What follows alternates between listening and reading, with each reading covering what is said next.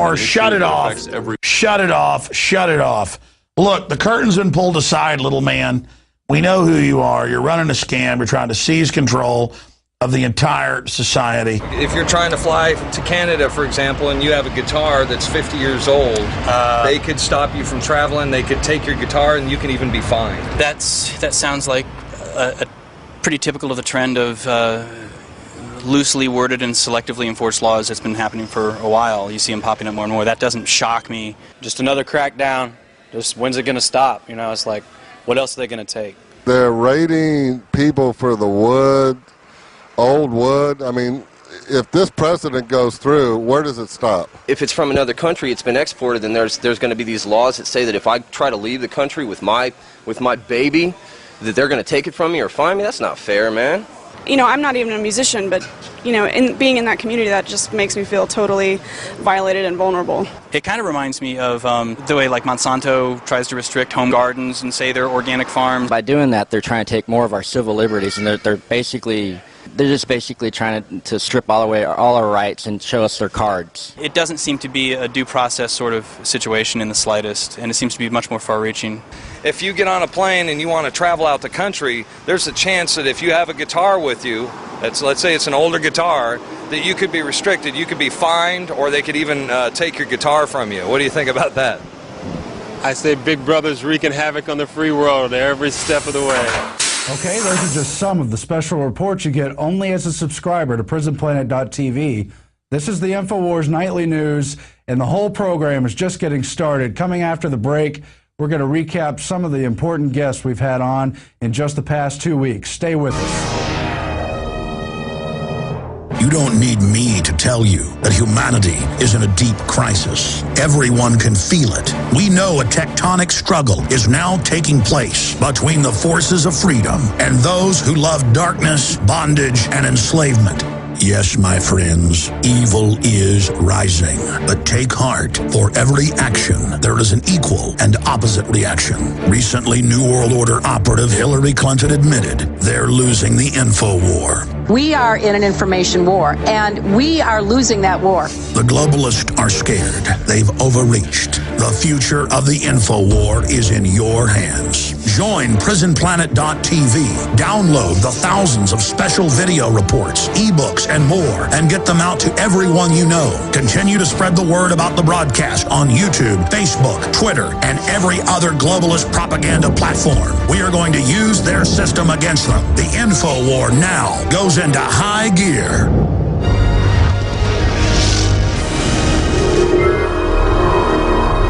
We're back on the InfoWars Nightly News. Again, I'm Aaron Dykes sitting in for Alex. He'll be back next week. Right now, we're going to show you some of the highlights of the most important guests Alex has interviewed just over the past 2 weeks here on the InfoWars Nightly News. Henry, thank you so much for joining us today. Thank you for having me here. First off, just give viewers out there the basics of what's happened with this SWAT team raid.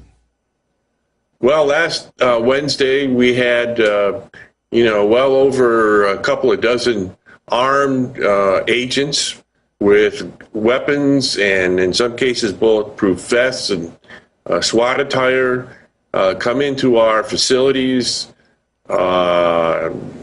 evacuate the facilities, shut down the factories, hustle our people out on the streets and in the parking lots, pour through the factories and grab pallet loads of raw material, wood, grab paperwork, grab computer hard drives, image computer hard drives, and generally shut the business down and indicate that we could not build any guitars or touch any guitars that had Indian, rosewood, or ebony, and every guitar we touched would be considered a federal crime.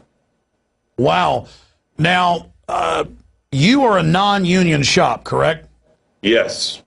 And you, from what I've read, your operation's mainly a Republican group of donors, and your big competitors, I was reading in the news, they are big Obama supporters, and you are the only company that's been raided so far. This is the second time in the last couple years. Do you think there's something political going on here? Well, the fact that we're doing the same thing other people are doing, and only we are being targeted, leads me to believe that there are some ulterior, possibly political motives. The second thing is it's an extraordinarily violent response. Coming in with weapons, shutting our business down, interrogating our employees. It's sort of over the top, and again, indicates to me that there's some kind of ulterior political motive there. Describe for folks what the City of London within the city is. Right, absolutely. The City of London has been the global center for the global hedge fund community because they're very lax in their regulatory environment for banks and hedge funds. And as a result, they attract the hedge funds. They also attract many of these oligarchs that are fleeing their countries. For example, the Icelandic bankers who stole billions, they took up residency in London.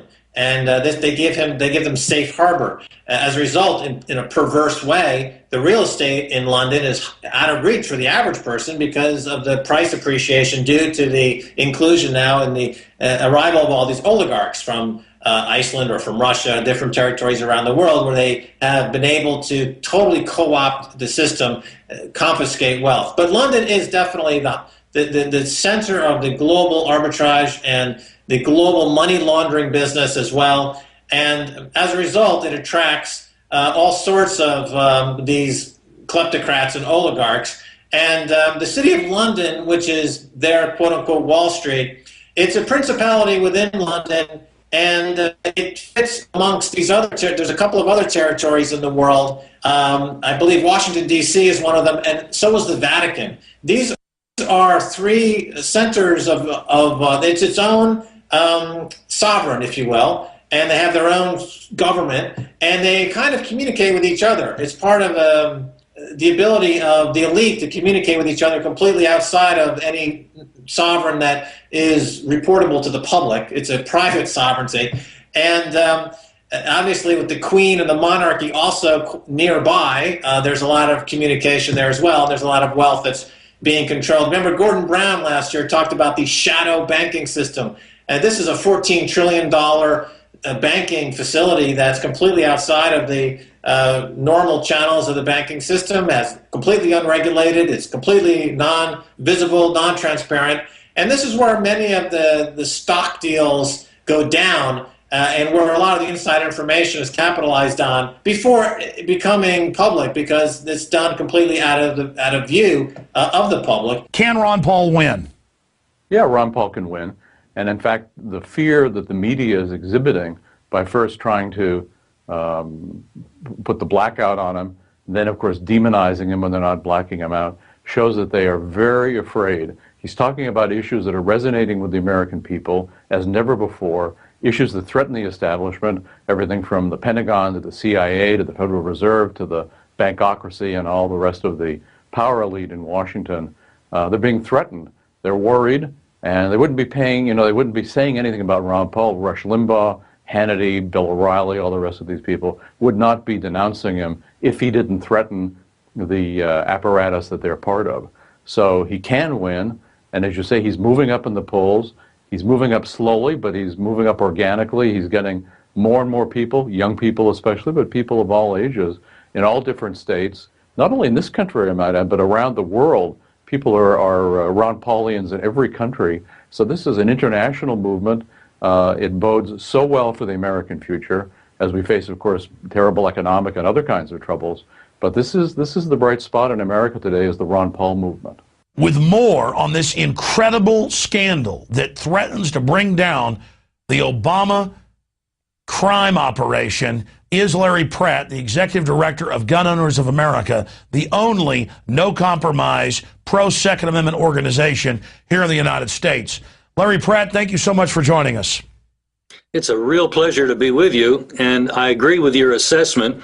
It made the scandal, the crime spree that the government has been on, could possibly bring the president down before the next election. But my guess is that there is just so much investigating that's being done that Congressman Issa, who's the point of the spear on this, is not going to have things in a position for that. But I do believe it will affect the election, and it will almost certainly guarantee that the president be a one-term president. He has refused to fire the people responsible for running guns into Mexico